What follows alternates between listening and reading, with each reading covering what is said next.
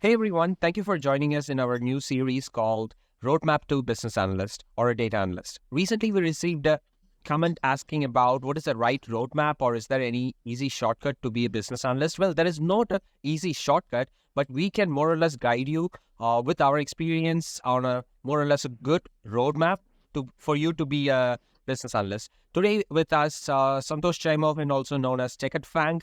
Hey Santosh.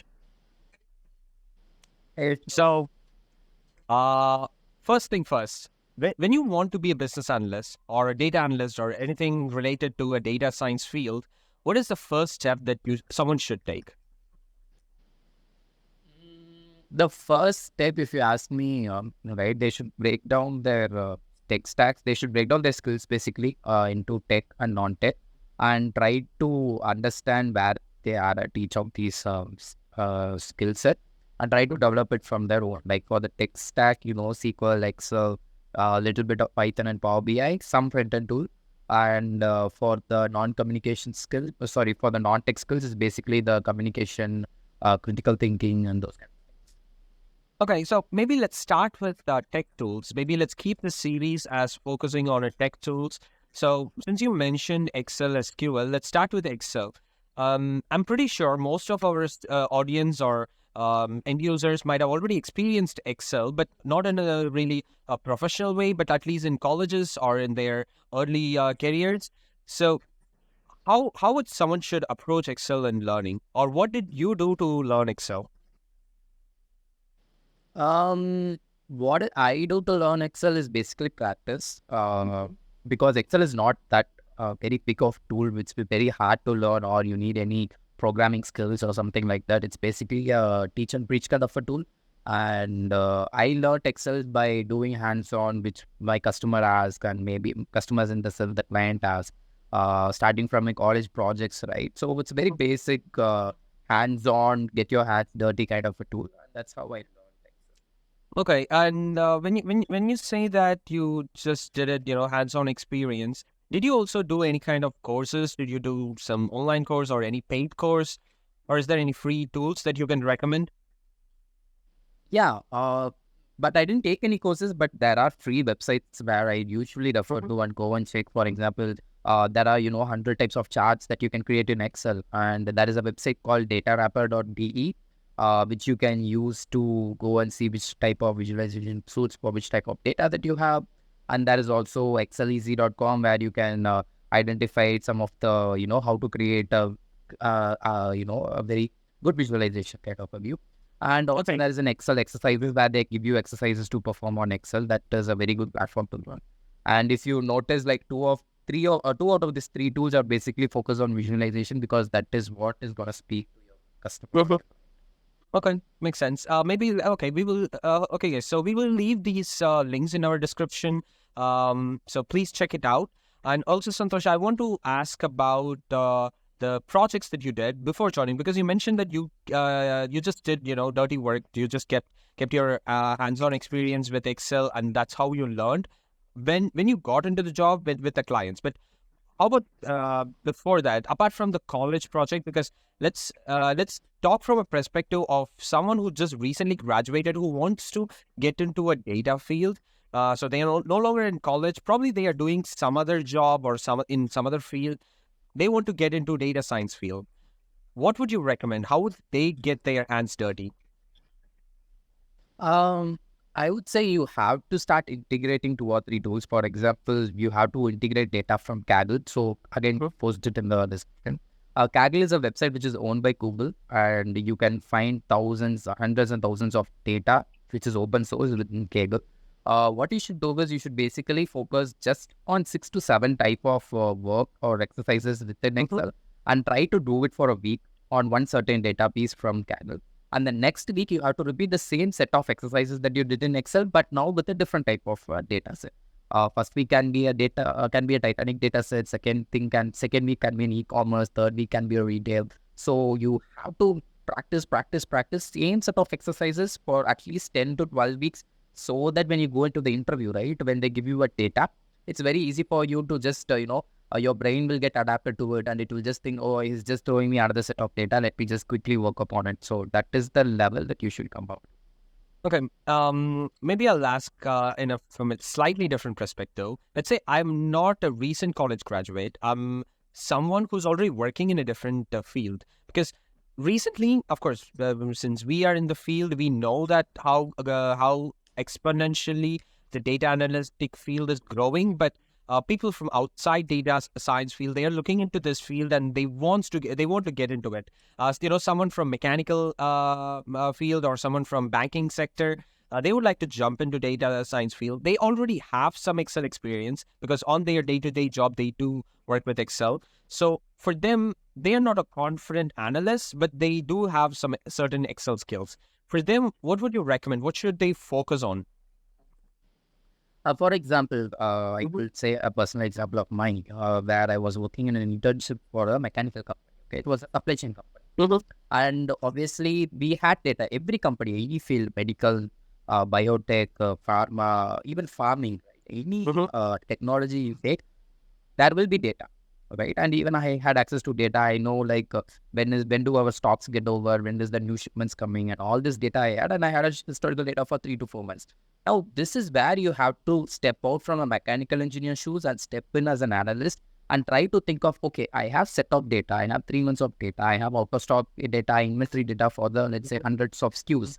Now what should I do is, as an analyst, can I predict when this ASIN will go out of stock for the next time so that I can pre-prep myself to invert these ASINs or invert these ASINs? Just as a supply chain perspective, if you're not dealing with a regression model or inventory model, you can still do it because you have access to data. And that is a model that I created and presented to my first company, saying that I was a supply chain executive, but I had access to data. And this is the regression model that I created to predict when the SKUs will go out of stock. So that is how you should adapt your industry experience as an analyst and then present it in such a. Okay. Since you mentioned the word regression in it, and we are talking about Excel, I'm pretty sure our young audience might be confused about, hey, a regression or these models are something which sounds like machine learning. How can you do it in Excel? Do you think it's possible for our audience to just do a forecast within Excel? I just want you It to is. give a little talk about how wide Excel is, or how vast the Excel ocean is. See, Excel, there is only limit to Excel is the number of rows. So more than 10 lakh rows, Excel will just crash automatically. That's why they created Power BI. That's why they created Tableau. If data was not so huge, we would have entered with just Excel. So all the other tools are just evolution from Excel. And you can do anything. There is a statistical tool kit itself in Excel that you can, that's basically an add-in that you can do. And you can add it and you will be odd in what and all you can find. I was amazed. I was simply amazed when I found the statistical toolkit within the Excel. And yes, to shorten your answer, you can do regression, you can do multilinear regression, and all the statistical techniques you can perform in Excel. The only thing is the MAP, which is nothing but an error that we give to our models, might be lesser, right? But it completely depends on the input, completely depends on what are the types of factors that you're taking into account. But you can do a regression model, proper regression model, enough to present to an interviewer. You can definitely do it in Excel. Okay, makes sense. Now, not just me, but anyone who is getting into any kind of field, when they start learning some new tool, over the time, we just keep learning, but it feels like we learned something, but also we feel like we didn't learn something. It's something like a cat on the wall. It feels like, hey, I did learn Excel. I know about Excel, but I feel like I'm not confident enough in Excel. So, what would you tell those people when they are in such a mindset? Like, they learned it, let's say theoretically they know, they even had like a couple of hands-on experience, but they're not confident in it. They don't know whether they are good enough.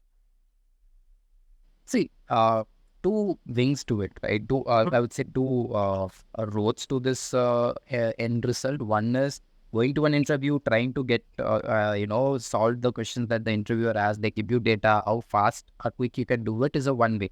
And you'll get feedback from the interviewer also. That will be basically whether you met the expectation or not met the expectation or exceeded the expectation. That is one way. The other way is if you have a data, and if you can quickly go through it, if you can do an EDA, basically EDA in the sense, if you can find out if you can clean the data in Excel and quickly map the values and do a pivot and create charts, if you're able to do it, let's say under 10 to 15 minutes, then you're in the top 1% or you kill top 5% of Excel users, I will say.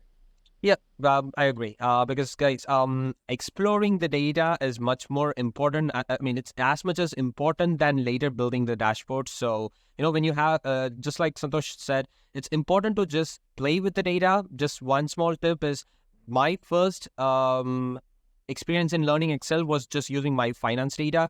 I just started noting down my expenses and then started to build dashboards and analysis on it. So it's something that I would recommend. Just get out of the field, go to interviews, uh, see what they are expecting, see what the market is expecting. Then you can judge yourself based on that. Then you can grow. And maybe probably one last question. I want to understand at what point we should stop, because as you mentioned, Excel is really a big ocean, and I don't think we want our audience to just spend their entire time or months or years just learning Excel. So they should know until which point they should learn or they should stop. So what would you recommend in such scenario? Would you want them to just go all the way in, or is there any threshold that that they can use? So learning never stops. You know that. Right? So learning never stops. But what should happen? What should not happen is the learning stopping you from taking interview, or the learning stopping you from building your confidence over it. Mm-hmm. That ever comes into place, right? When you feel like I'm not learning enough, even though you're putting 1 hour, 1.5 hours every day on Excel. That I would say you can take a stop, take a break, go for an interview, try to understand where you are. So never let a tool stop you from going forward. Vice versa. Try to do as much as you can until you find a way to benchmark yourself against them. It's Okay, always and you against you. You against okay, the last week. okay, and is there any from feature perspectives? Do you want our audience to learn like VBAs, macros, VBAs, and all the other automation in Excel before getting into data analytics, or is it just enough, right, to just know the basic functions and maybe some complicated functions, and then start working as a data analyst? So as an analyst, you'll be expected to build dashboard, you'll be expected to automate a dashboard, you'll be expected to make the life of your managers and your directors, easy. And for that, I don't think VBA, macro, and all these things will help. Personally, in my field, I never use VBA and macro, to be honest. What you can definitely do, something that is not overlooked, is automation in Excel, which is very, people don't look into it. They think like, why will I want to automate in Excel when I have Tableau and I have Power BI? That is a key component that people usually overlook when you're studying Excel. So I would say instead of focusing on in VBAs and macros, focus on how you can build an automated dashboard in Excel using data. Okay, yeah, fair enough. And also, guys, one small recommendation is you don't have to go all the way in. You just have to learn Excel as much as as long as you can Google something and find the required function to build the dashboard or clean the data set, then I think you're good enough. And yeah, I believe I've asked all the questions that I had in my mind. So it's clear. I hope our audience might have also got their answer. If you guys have any more questions, please just leave it in the comments. We will try to answer it in our upcoming videos. And maybe we will see you again in our next video about SQL. So thank you very much, guys, and have a good day. Follow and subscribe, guys. Yes, thank you.